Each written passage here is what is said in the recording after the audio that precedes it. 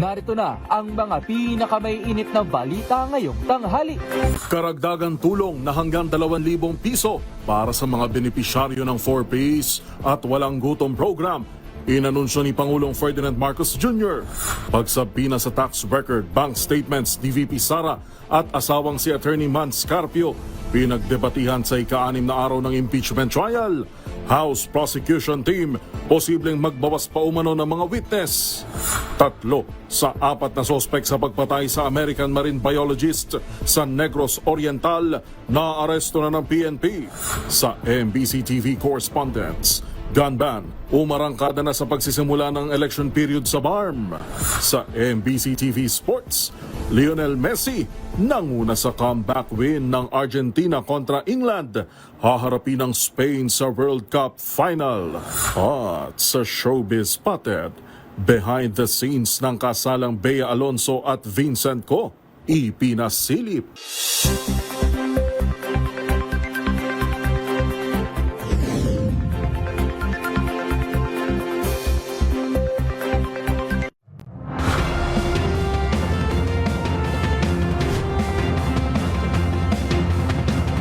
Bawat balita, makabuluhan.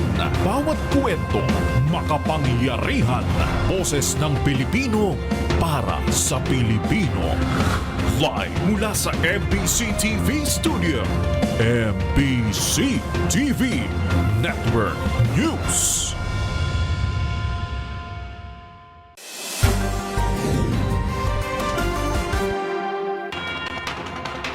Pilipinas, una sa ating mga balita. Magpapatupad ng bagong ayuda program si Pangulong Ferdinand Marcos Jr. sa pamamagitan ng Uplift Alliance sa gitna pa rin ng krisis sa langis. Target mabenepisyohan nito ang mga benepisyaryo ng Pantawid Pamilyang Pilipino Program o 4Ps, gayon din ang mga milyong-milyong manggagawa. Una sa balita, si Let Narciso.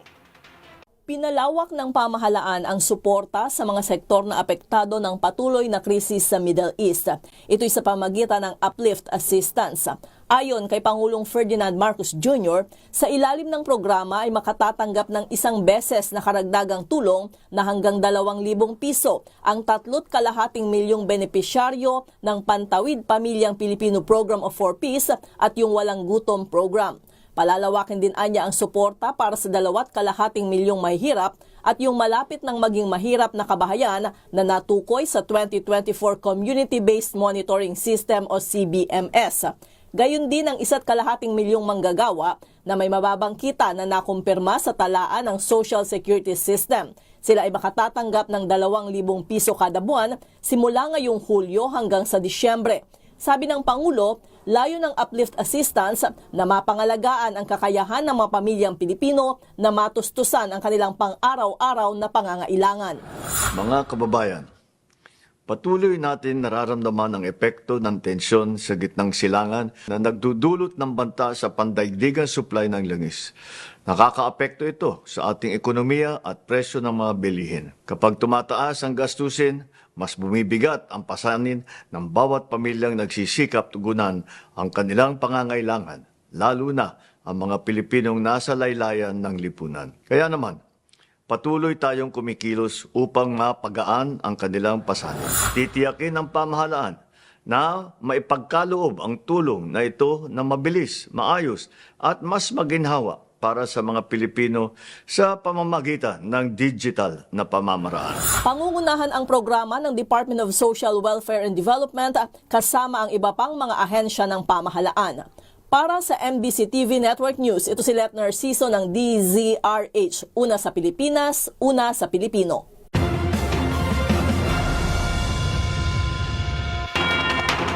Patay ang isang motor taxi rider matapos pagnakawan at saksakin ng kanyang angkas sa Caloocan City.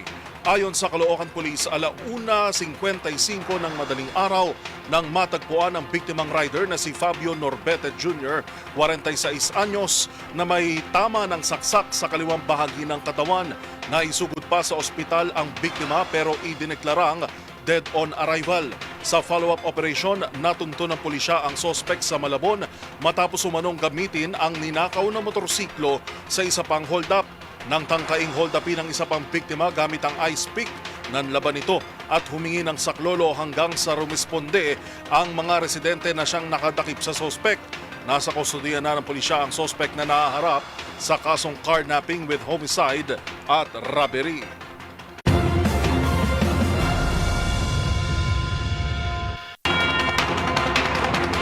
Nagtapatan ng argumento ang prosekusyon at depensa sa usapin ng pagsabina sa mga tax record at bank statement ni Vice President Sara Duterte at asawang si Attorney Manasseh Carpio. Para sa prosekusyon, ito ay para sa katotohanan, habang iginit naman ng depensa na paglabag ito sa karapatan ng Vice Presidente. Ang mga kaganapan sa ika-6 na araw ng the impeachment trial of Vice President Sara Duterte, tinutukan ni Dustin Bayog. Pinagdebatehan sa ika-6 na araw ng impeachment trial ang pagsabina sa mga tax record, bank statement at AMLAC record ni Vice President Sara Duterte at ang asawa nito na si Mans Carpio para sa pagtalakay ng Article 2 sa Articles of Impeachment o hindi mapaliwanag na yaman. Para sa prosekusyon, ito ay upang malaman ang buong katotohanan. Pero para naman sa depensa, ito ay lumalabag sa ating mga umiiral na batas.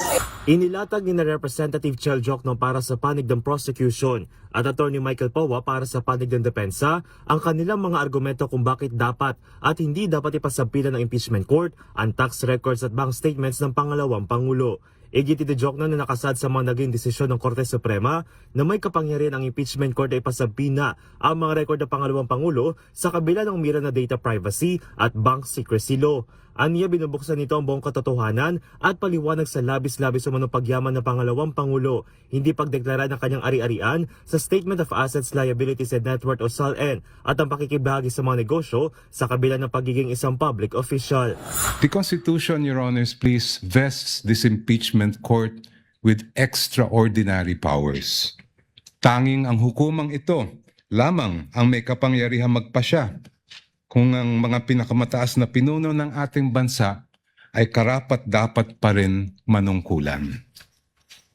Because this power comes directly from the Constitution, no one, no person, no law, no administrative rule can limit or supersede it. I repeat, nothing and no one can handcuff this court's power to try and decide this impeachment case. Kabilang sa pinapasapidan ng prosekusyon, ang mga taong nanunungkulan pa bilang Vice Mayor at Mayor si VP Sara ng Davao City. Gidi Jokno, konektado ito dahil lumalabas sa ulat ng Anti-Money Laundering Council, lumobos sa 3 bilyong piso ang financial activity ni VP Sara mula 2007 hanggang 2013. Para sa prosecution, malinaw ang sagot.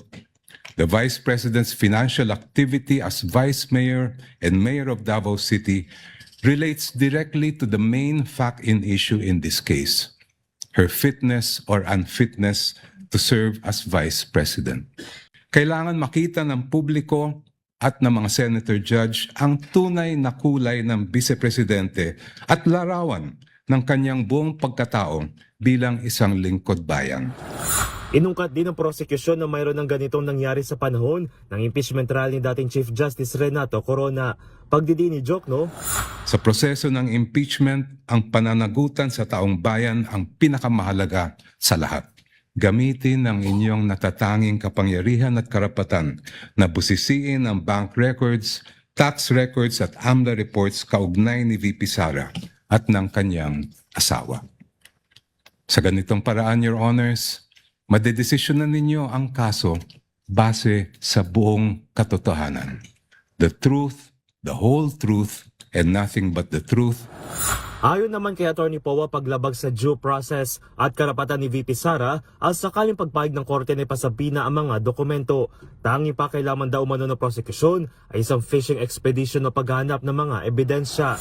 When a subpoena becomes oppressive, when it is unreasonable, and when it is merely issued for the very purpose that there is a hope that somewhere, somehow, something incriminating will come out, it ceases to be an instrument of justice. It becomes a weapon of a fishing expedition. Kinontara rin ito ang pagsama sa mapanong local official pa ang Vice Presidente at iginita hindi ito relevant sa impeachment case. It is a fact na noong 2007, ang respondent ay vice mayor pa lamang. Definitely not an impeachable office, Your Honors. How is that relevant? It is the position of the defense that it is not. In fact, what that is an unlimited search throughout a person's financial history.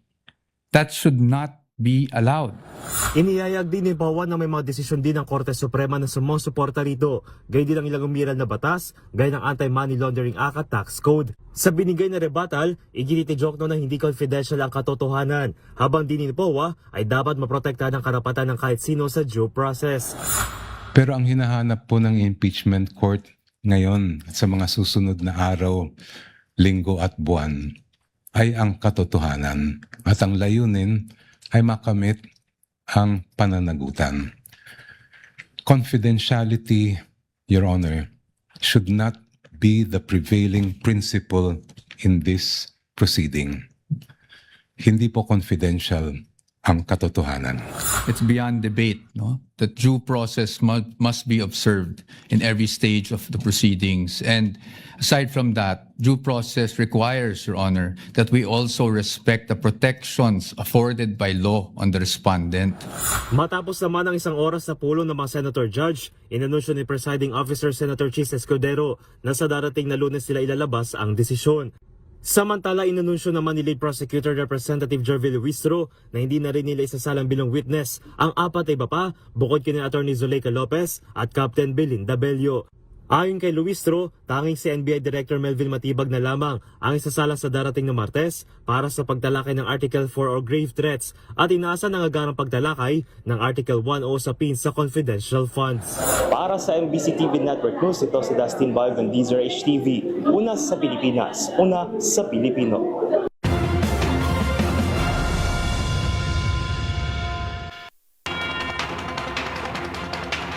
Target ni House Lead Prosecutor Representative Jervil Luistro na matapos ang impeachment trial bago sumapit ang Pasko.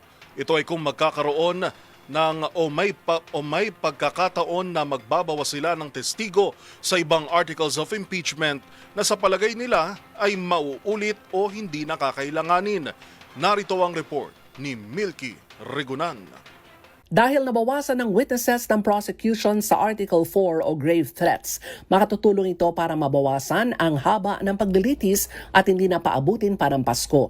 Ito ang tiniyak ni House Lead Prosecutor Jervil Luistro habang patapos na sa Lunes ang presentation sa Article 4. Ayon kay Luistro, kapag natapos ang testimonya ng kanilang witnesses, saka lamang nila pagpapasyahan kung isasalang pa ba ang iba pang witness. Sabi ni Luistro, ganito ang nangyari kaya winidraw na ang pagharap sa witness stand ni na Atty. Zuleika Lopez at Captain Belinda Bello ng House Sergeant at Arms dahil sapat na kompleto na. Ako, I am personally aiming to finish before Christmas. Yes. Para masaya ang Pasko nating lahat. Yes. Sa panig ni House Prosecutor Lawrence Defensor na naka-assign sa Article 4, kung ipagpapatuloy ng depensa ang halos 3 oras na cross-examination, malamang umabot hanggang Valentine's Day ang impeachment trial. Ang cross-examination lang naman ng defense ang nagpatagal sa trial. Kung 2 o 3 oras ulit ang kanilang pag-cross-examine sa mga susunod naming testigo, sigurado akong Valentine's Day tayo matatapos. Samantala, binati ni Luistro at binigyan ng gradong 10 out of 10 ang dalawa niyang prosecutors na sina defensor para sa Article 4 at Akbayan Party List Representative Chel Jokno na kalmadong prinisinta ang posisyon ng prosecution na dapat buksan ng BIR box na naglalaman ng tax records na mag-asawang Vice President Sara Duterte at Attorney Manasseh Scarpio. Para sa MBC TV Network News, ako si Milky Rigunan, una sa Pilipinas, una sa Pilipino.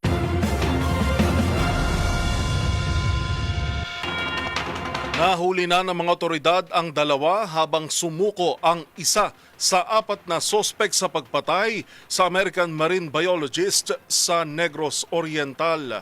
Magbabalita si Rex Cantong.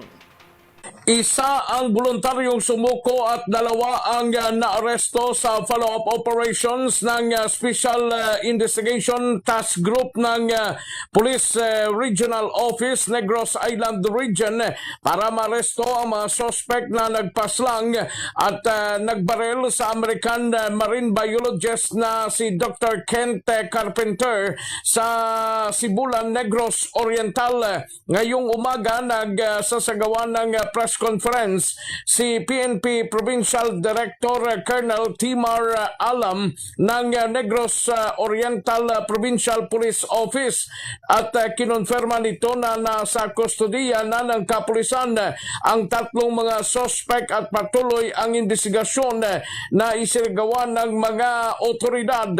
Dagdag pa ni Alam, sa inisyal na investigasyon ang 2 ang umano'y gunman habang ang isa naman ay lookout sa krimen at hindi muna pinangalanan ng kapulisan ng mga suspect. Hinihintay pa sa ngayon ng kapulisan ng pamilya ng nasabing American national kung ano ang disposisyon ng nasabing kaso.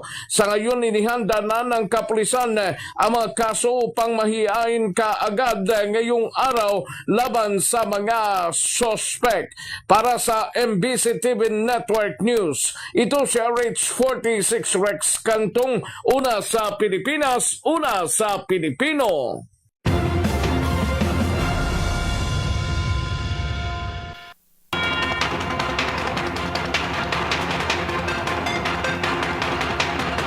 Sinuspende muna ng Metropolitan Manila Development Authority o MMDA ang pagsama ni Gabriel Go na siyang nangunguna sa mga clearing operations ng MMDA. Ang paliwanag ng MMDA tinutukan ni Jackie Resio. Hindi mo nakasama sa operasyon si MMDA Special Operations Group Task Force for Road Clearing Head Gabriel Go. Kasunod ito ng viral na insidente ng paninitan nito sa isang gurong na huling nagmumotorsiklo ng walang helmet. Sa panayam sa 2x2 sa DZRH, sinabi ni MMDA General Manager Nicolas Torre III, sa pamamagitan nito ay bibigyan ng pagkakataon na magpaliwanag si Go at imbestigahan ng ahensya ang insidente. Pero paglilinaw din ni Torre, magpapatuloy pa rin ang clearing operations kahit wala si Go. Sa ngayon, si Gab ay binigyan na natin ng order to explain kahapon at pagkatapos ay hold in abeyance muna ang kanyang mga operations. Pero linawin ko hindi titigil yung SCOG. Hindi titigil yung SCOG.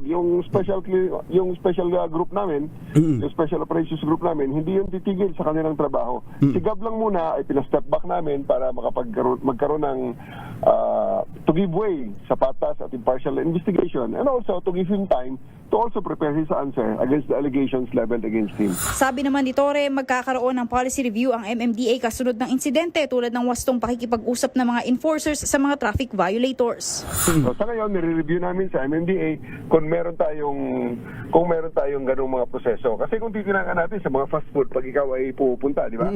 Naka-memorize actually yan ang sinasabi sa atin ng mga server behind the counter. Hindi yan hula-hula lang nila, kundi yan ay nakasulat at nakapulisiya yan. So, nire-review natin ngayon dito sa atin sa MMDA kung meron tayo niyan at kung wala, gagawa natin. Unang nanawagan ng Teachers Dignity Coalition sa pangunguna ni Benjo Basas na magkaroon ng investigasyon sa paninita ni Go sa isang public school teacher. Ayon kay Basas, hindi nila kinukundina ang pagpapanagot ng traffic violators kundi ang naging anya pamamahiya sa kanila sa social media. Para sa MBC TV Network News, ito si Jackie Resio ng DZRH, una sa Pilipinas, una sa Pilipino.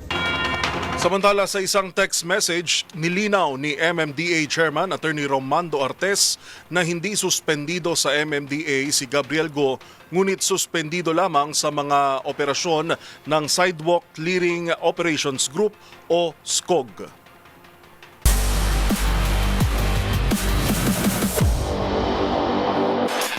Sa mundo ng football, muling nanguna si Lionel Messi para dalhin ang Argentina sa 2026 FIFA World Cup Final.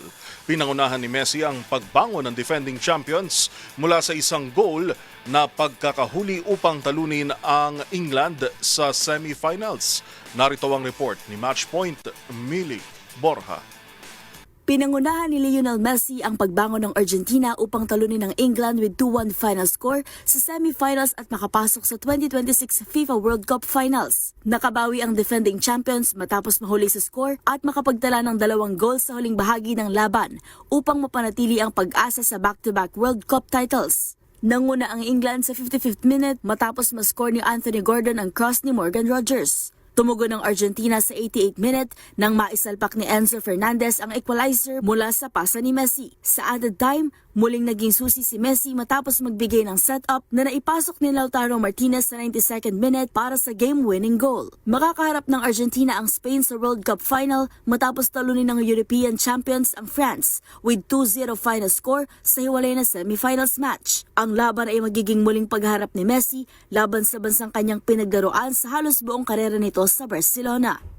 Para sa MBC TV Network News, ito si Mili Borja ng DZRH TV, una sa Pilipinas, una sa Pilipino.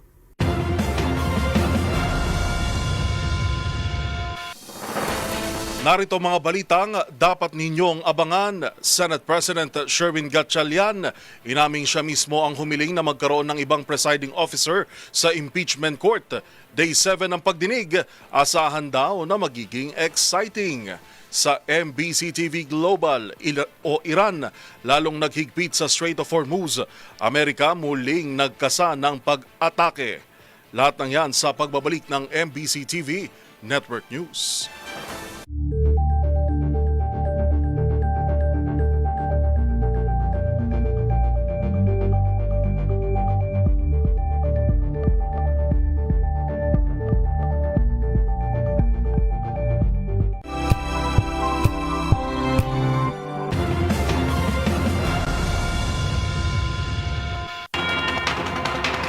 Aminado si Senate President Sherwin Gatchalian na siya mismo ang nagrekomendang maghalal ng presiding officer sa impeachment trial. Anya, ito raw ay para matutukan ang iba pang trabaho gaya ng budget at tungkulin sa mga susunod na linggo. Ang naging panayam ihahatid ni Kyle Bulyas. Mismong si Senate President Win Gatchalian ang nagmungkahi na magtalaga ng ibang presiding officer para sa impeachment trial. Sa panayam ng DZRH News, sinabi ni Gatchalian na bukod sa paglilitis kay Vice President Sara Duterte, may iba pang trabaho na kailangang intindihin ng Senado sa mga susunod na linggo at buwan. Dahil dito, mas mainam umano kung ibang senador ang uupong presiding officer para mapagtuunan ni Gatchalian ng iba pa niyang responsibilidad. Ang aking inaalala, pagdating ng budget, paano natin matatapos to by end of the year? At pag hindi natin natapos to by end of the year, ang laking epekto to sa ating ekonomiya, lalo na ngayon na bumagal yung ating ekonomiya. Kaya ang sinadjust ko sa body na mag-designate tayo ng presiding officer para sabay-sabay ay kayang gawin ng Senate President yung mga nakapila na mga gawain tulad ng budget at yung mga iba pang panukalang batas. Samantala, dumepensa naman si Gatchalian sa kanyang pag-upo sa tabi ni Senator Chis Escudero sa gitna ng trial. Aniya, kahit hindi siya ang presiding officer, may papel pa rin siyang ginagampanan sa impeachment trial bilang Senate President. Kabilang na anya rito ang pagkakaroon ng kontrol sa Senate Office of the Sergeant-at-Arms sakaling magkaroon ng gulo sa gitna ng paglilitis. Bukod dito, kailangan din aniyang tiyakin ang maayos sa takbo ng trial at ginagawa niya ito sa pamamagitan ng pakikipag-usap sa presiding officer. Sa Lunes, bibigyan naman ng pagkakataon ng mga senator judge na magtanong kaugnay ng oral arguments ng dalawang panig para sa mosyong ipasabina ang mga bank at tax record ni Duterte at ng kanyang asawa na si Attorney Man Scarpio. Sabi ni Gatchalian, magiging exciting ang magiging kaganapan sa ika-7 araw ng impeachment dahil dito malalaman kung ano ang punto ng Article 2 ng Articles of Impeachment o ang betrayal of public trust dahil sa hindi umano maipaliwanag na yaman ng Vice-Presidente. Para sa MBC TV Network News, ito si Kyle Bulyas ng DZRH. Una sa Pilipinas, una sa Pilipino. Samantala, kinwestiyon ng ilang minority senators ang timing at pag-anunsyo ni NBI Director Melvin Matibag na iimbestigahan nito ang kontrobersyal na New Clark City Project Sports Complex, kung saan chairman si Senator Alan Peter Cayetano. Ay sa senador, tila iniisa-isa na raw ang kanilang bilang sa minorya. Magbabalita si Raymond Dadpaas. Inakusahan ng hanay ng minorya sa Senado ang administrasyon na sila'y iniipit dahil sa impeachment case ni Vice President Sara Duterte. Ito ay kasunod ng inihayag ni NBI Director Melvin Matibag na iimbestigahan nila ang kontrobersyal na 10 bilyong pisong New Clark City Project Sports Complex. Ang proyektong ito ay ginawa para sa hosting ng Pilipinas ng Southeast Asian Games noong 2019 ng chairman ng Philippine Southeast Asian Games Organizing Committee o FISCOC ay si Senador Alan Peter Cayetano. Ayon kay Cayetano, ang biglang pag-ungkat ni Matibag sa isyu ng New Clark City Complex ay nakatali sa impeachment trial kung saan siya nakatakdang tumestigo sa susunod na linggo. Hindi ito nagustuhan ng senador dahil animoy tinatakot siya upang hindi tanungin si Matibag pagdating niya bilang testigo, ngunit hindi umano siya matitibag. Sa day 6 ng impeachment trial, sinabi ni Cayetano na bahagi ito ng naisin ng administrasyon na tuluyang mabawasan ang bilang ng mga minorya sa Senado. Sabi ng senador, mismong mga vloggers na kakampi ng administrasyon ay nagbibilang sa mga nalalagas na kasapi ng minorya. Aminado si Cayetano na hirapan siya ngayon sa impeachment trial dahil wala si Senador Dante Marcoleta na isang abogado na dapat ay katuwang niya. Si Marcoleta ay nilipat na sa New Quezon City Jail sa Payatas kung saan din nakakulong sina Senador Jingo Estrada at dating Senador Bong Revilla. Same thing he announced yesterday, a Marites accusation towards me that affects this court because I am now a senator judge. So I hope this is the last time that I'm going to have to speak about this. But definitely we've been speaking about this, binabawasan talaga kami. Iniisa-isa, even yung mga vlogger na malapit sa administrasyon, sabi, 2 down, 3 down, may kasunod na. Diba? Aantabayanan ang face-off ni Matibag at Cayetano sa susunod na linggo sa oras na humarap siya bilang testigo ng prosecution sa impeachment court. Para sa MBC TV Network News, ito si Raymond Dadbas ng DZRH, una sa Pilipinas, una sa Pilipino.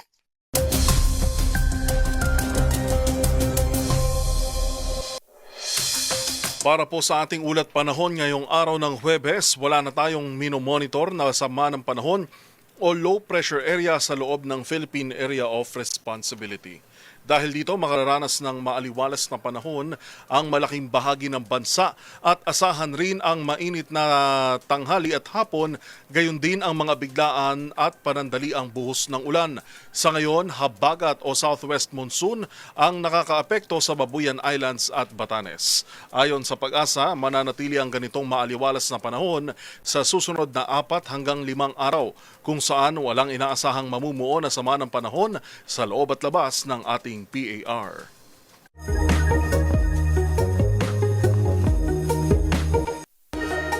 Usapang trivia naman tayo sa mga parte ng ating katawan bukod sa ating mukha. Isa ito sa madalas na ayusin at iniingatan dahil ika nga nila itong ating assets sa looks, ang ating buhok. Pero curious ka ba kung habang buhay ba na tumutubo ang ating mga buhok?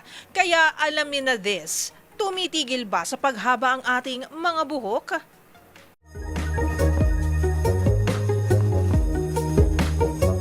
Ang ating mga buhok ay hindi basta-basta tumitigil sa pagtubo dahil sa tinatawag na hair growth cycle. Dumadaan ito sa iba't ibang yugto mula sa pagtubo, pagpapahinga hanggang sa paglalagas ng buhok. Ang anagen phase ang yugto ng paghaba ng buhok na maaaring tumagal ng 2 hanggang 7 taon at sa ilan pa nga ay mas matagal pa. Ang catagen phase ang mabilis na yugto kung saan humihinto ang paghaba ng ating buhok. At ang telogen phase naman ang pinakadulo o ang pahinga ng pagtubo ng hibla ng buhok at kalaunan ay nalalagas upang mapalitan ng bago. Magkakaiba ang anagen phase ng mga tao at may ilan na sadyang kayang magpatubo ng lampas bewang at ang ilan naman ay may hangganan. Nakadepende rin ito sa genetics, edad, kalusugan at kung paano natin inaalagaan ang ating mga buhok. Sa karaniwang kalagayan naman, umaabot sa halos 1 hanggang 1.5 cm ang itinataas ng haba ng buhok bawat buwan.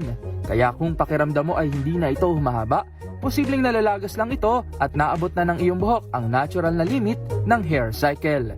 Tandaan, mas makulay ang mundo kung alam mo ang hiwaga sa pag-ikot nito. Ako po si Rovic Manuel, nagpapaalalang sa kalaman ay walang labis, magsaliksik para siguradong alam na this.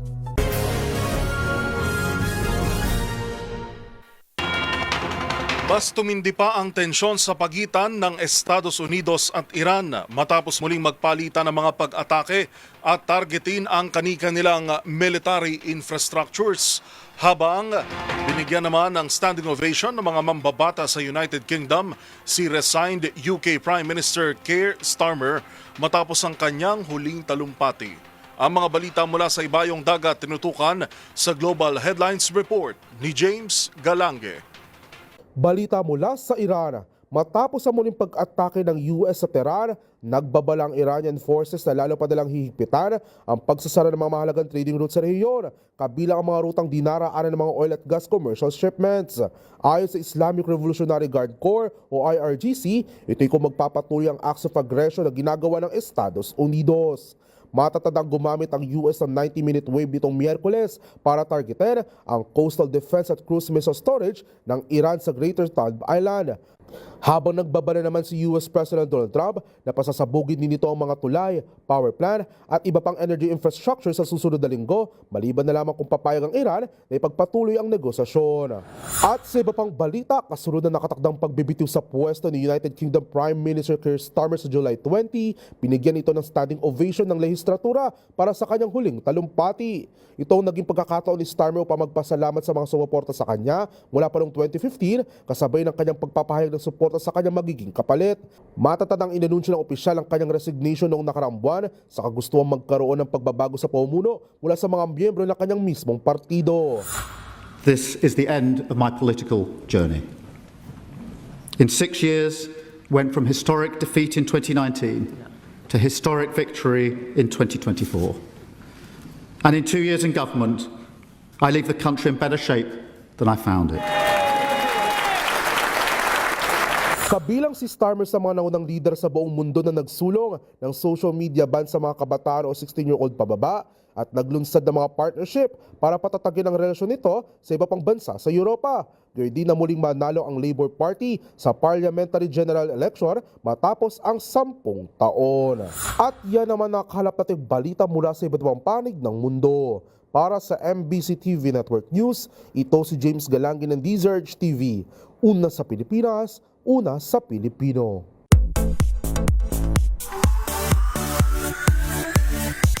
Sa gitna sa mundo ng showbiz, sa gitna ng pagbabahagi tungkol sa kanyang rhinoplasty journey, isang malungkot na balita naman ang natanggap ni Aura Briguela.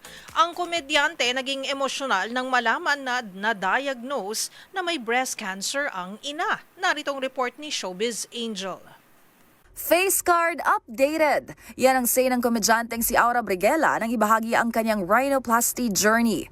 Kwento ni Aura, matagal na raw niyang gustong iparitoke ang ilong para tuluyan ng ma-achieve ang hashtag sobrang Latina look. Bago ang operasyon, nagpaalam din daw ito sa kanyang mga magulang na supportive lang naman daw sa kanyang mga desisyon ever since. Mula consultation, surgery, healing journey hanggang final result ay isi-share daw nito sa followers. Sa gitna naman ng kanyang kwento tungkol sa pagpaparitoke, isang malungkot na balita ang natanggap ni Aura.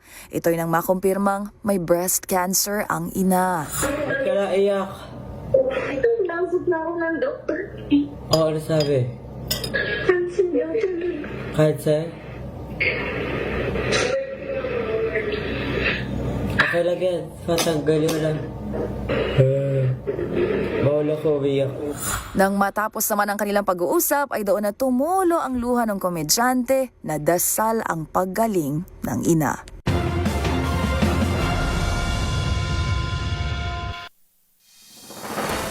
Abangan sa aming pagbabalik ang mga eksena sa 87th anniversary ng kauna-unahan sa Pilipinas na DZRH ating balikan. At sa MBC TV Sports, Alex Ayala umakyat sa career high world number 28 matapos ang historic Wimbledon run. Yan at maraming pang iba dito lamang sa MBC TV Network News.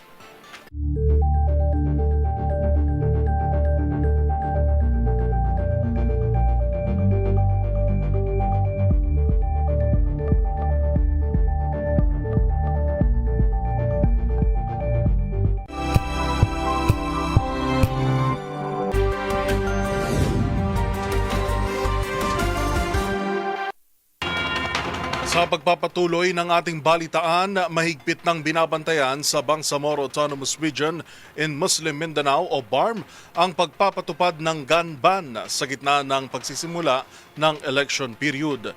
Yan at ang iba pang mga rumarapidong balita mula sa probinsya, hatid ng iba't ibang istasyon sa ilalim ng MBC Media Group. Formal lang na i-deploy ng ProBAR ang kanilang mga tauhan sa iba't ibang bahagi ng BARM Region kaugnay sa nalalapit na Bangsamoro First Parliamentary Election sa Setyembre ng taong kasalukuyan. Sa ginanap na send-off and turnover ceremony of forces and resources sa Camp Brigadier General Salipada Pindatun sa Parang Maguindanao del Norte, mismo si COMELEC BARM Regional Director Attorney Ray Sumalipaw ang formal na tumanggap sa mga dineploy na puwersa ng security forces na kinabibilangan ng PNP, AFP, PCG at Philippine Army. Ngayong araw, formal na ring pinapapatupad ang gun ban sa buong BARM Region. Mariing pinagbabawal ang pagbibiyahe at pagbitbit ng anumang uri ng armas o maging ng bladed weapons. Mariing na ring pinagbabawal sa mga politicians ang paggamit ng mga bodyguards ng walang exemption permits. Magtatagal ang gun ban hanggang September 29, 2026. Para sa MBC TV Network News, RH19, June Di Makutak, una sa Pilipinas, una sa Pilipino.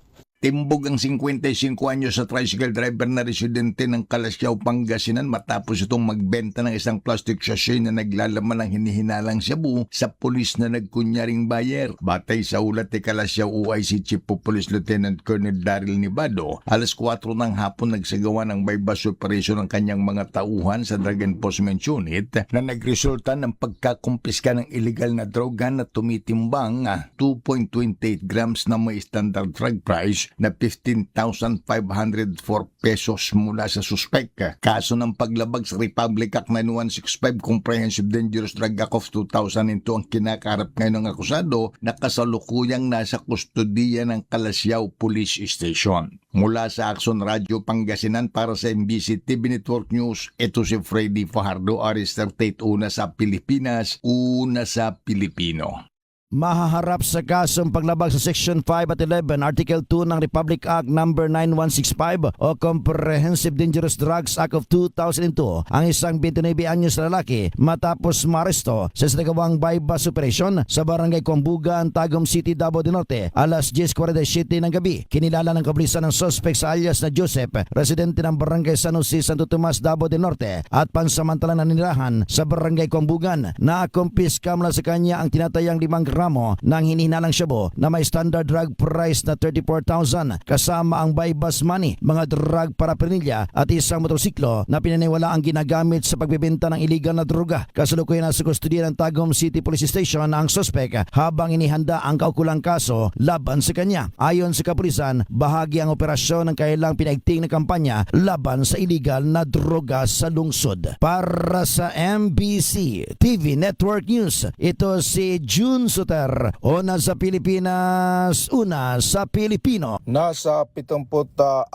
na wanted person ang aresto ng Police Regional Office 8 sa magkaiwalay na operasyon sa buong Eastern Visayas simula Hulyo 9 hanggang Hulyo 15. Sa ulat ng PRO8, kabilang sa mga nadakip ang 10 most wanted persons at 64 na iba pang wanted person matapos magsagawa ng kabuuan na 74 na operasyon. Ayon kay PRO8 Regional Director Brigadier General Jisung Kapoy, patunay ito na pinaigting ang kampanya ng kapulisan laban sa mga nagtatagong akusado upang mapanatili ang kapayapaan at kaayusan sa reyon.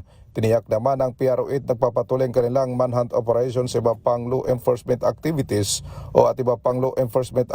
upang masiguro ang kaligtasan at seguridad ng publiko sa Eastern Visayas. Para sa MBC Network News, ito si RS32 Jimmy Angay-Angay, una sa Pilipinas, una sa Pilipino. Hinimok ng PNP ali ng publiko na iwasan ang pagbibigay ng pera sa mga tumatawag at nagpapakilala na sila daw ay aktibong miyembro ng New People's Army. Sa bayan ng Ali, Northern Samar, nito lang nakarang linggo, batay sa ulat ng PNP, muling umatake itong modus ng mga NPA kuno.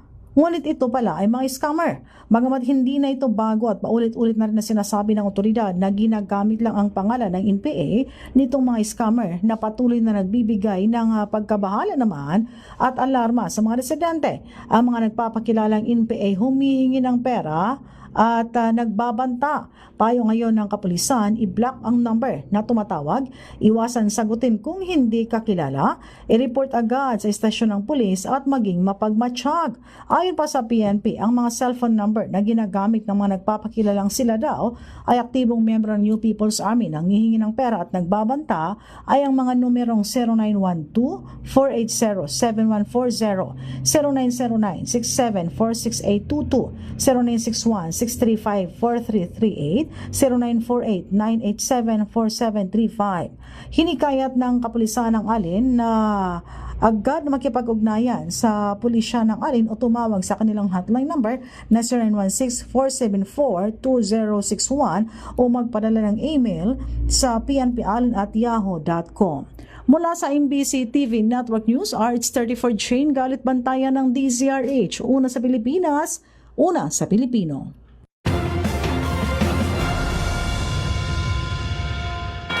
Ipinagdiwang ng kauna-unahang himpilan ng radyo sa Pilipinas ang DZRH ang ika-78 na taong anibersaryo nito. Kasabay ng pagdiriwang nakiisa ang mga solidong tagapakinig at taga-suporta upang makasama ang kanilang mga pinakamamahal at inaabangang broadcaster ng istasyon. Ang mga nangyari silipin sa report ni James Galange. Ngayong ika-87 taong anibersaryo ng kauna-unahang himpilan ng radyo sa Pilipinas, DZRH, patuloy ang hatid ng saya, papremyo at oportunidad na makita ng mga tagapakinig ang kanilang paboritong broadcaster. Ang mga naging kaganapan balikan sa report nito.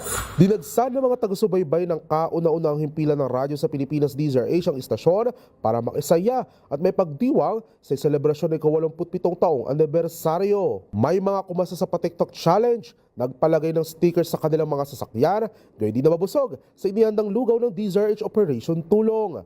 Nagkaroon din ng pagkakataon na ma-meet ng mga tagapakinig ang kanilang mga inaabangang broadcaster at mapagpa-picture kina Katon Ying, Jenny Baha, Angelo Palmones, Sister El at Lakay Deo Makalma. Isa nga sa mga nakisaya ay ang isang TNVS rider na napadaan lamang sa istasyon dahil sa kanyang pasahero. Pero bata pa lang ay nakasubaybay na sa pinag-aatiwalaang himpilan ng radyo sa Pilipinas. Tagal na, simula nung bata pa lang ako, napapainggan ko na kasi pinapainggan yun ng mga magulang ko, lolo't lola ko. Kaya hanggang ngayon talagang tumatak sa isip na DZRH. Habang si tatay naman ay nagpahatid pa sa kanyang anak para lang mamit sina Anthony Taberna na anyay mula noon hanggang ngayon ay solid at nakapakinig na kilalang #1 AM radio station sa Mega Manila.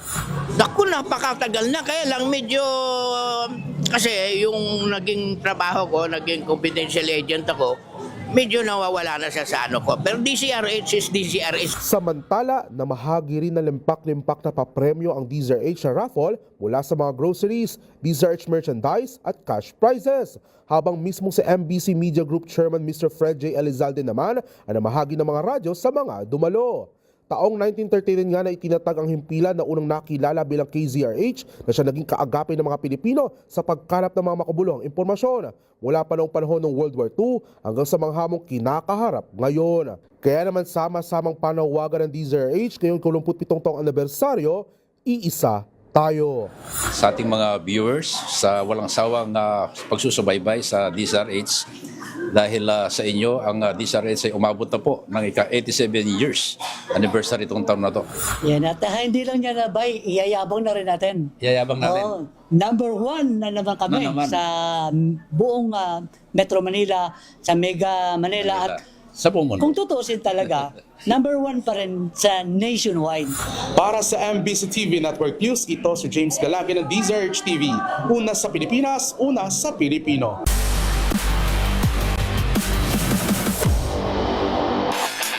Sa mundo ng tennis, patuloy ang pag-angat ni Filipina tennis star Alex Ayala sa world stage matapos maabot ang pinakamataas na ranking sa kanyang professional career. At matapos ang kanyang makasaysayang Wimbledon campaign, ang 21-year-old athlete umuwi ng Pilipinas para humarap sa Filipino supporters. Narito ang report ni Matchpoint Millie Borja. Umakyat sa career high world number 28 si Filipina tennis star Alex Ayala sa pinakabagong Women's Tennis Association o WTA rankings matapos ang kanya makasaysayang kampanya sa Wimbledon 2026. Umangat ng 4 na pwesto ang 21-year-old mula sa world number 32, nahigitan ng dati niyang pinakamataas na ranking na world number 29 na kanyang naabot matapos makarating sa round of 16 ng WTA 1000 Indian Wells Open. Naitala ni Ayala ang pinakamahusay na Wimbledon campaign ng isang Pinoy sa singles matapos makarating sa round of 16. Tinalo niya si Renata Zarazua ng Mexico, Maya Joint ng Australia at defending Wimbledon champion na si Iga Swiatek bago natalo kay Jasmine Paolini ng Italy. Pagbalik niya sa Pilipinas, pinarangalan si Ayala ng presidential citation sa isang reception sa Malacanang na pinangunahan ni Pangulong Ferdinand Marcos Jr. at First Lady Liza Araneta Marcos. Pinuri ng Pangulo si Ayala dahil sa pagbibigay inspirasyon nito sa mga Pilipino at sa patuloy na pagdadala ng bandila ng Pilipinas sa international stage. Sa kanyang talumpati, ipinahayag ni Ayala ang pasasalamat sa pagkilala at sinabing bunga ito ng lahat ng sakripisyo at pagsisikap ng kanyang inilagak sa kanyang karera. Pinahalagahan din niyang matinding suportang ipinakita ng mga Pilipino mula sa iba't ibang bahagi ng mundo at muling nangakong patuloy na ipagmamalaki ang Pilipinas sa bawat turneyong kanyang sasalihan. Sabi nga natin, tagumpay ito nating lahat. I cannot begin to describe how overjoyed I am to see how my progress has been received by the Filipino people. And it warms my heart because I know that it comes from a profound and shared love for our nation. With that being said, lubos kong ipinagmamalaki ang pagiging Pilipino. Matapos ang kanyang breakthrough sa Wimbledon, nakatakdang sumabak si Ayala sa hardcourt season sa pamamagitan ng 500 Mubadala DC Open, Canadian Open at US Open, habang patuloy na hinahabol ang mas mataas na pwesto sa world rankings. At yan ang mga latest updates sa mundo ng sports. Para sa MBC TV Network News, ito si Millie Borja ng DZRH TV, una sa Pilipinas, una sa Pilipino.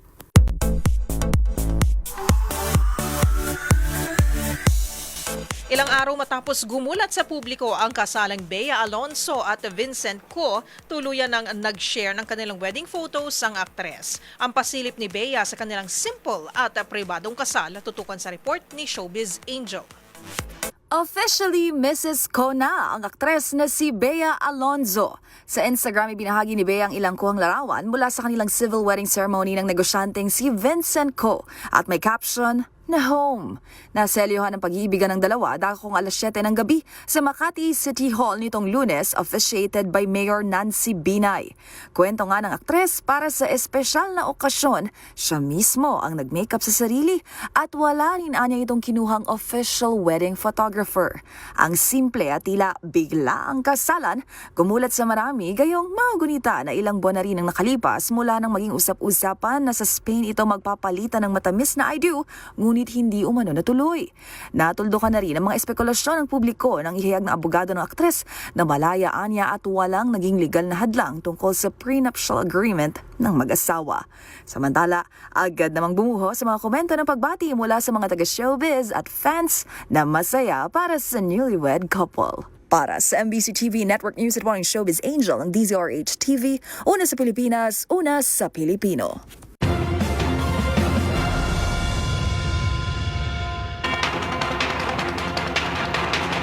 At yan po ang mga balitang aming tinutukan ngayong araw ng Huwebes. Ito po si Yuel Reyes. At ako naman po si Karen Oyong. Magkita-kita tayong muli bukas, araw ng Biyernes, para sa mga balitang makabuluhan, mga kwentong makapangyarihan. Hatid ang boses ng Pilipino para sa Pilipino.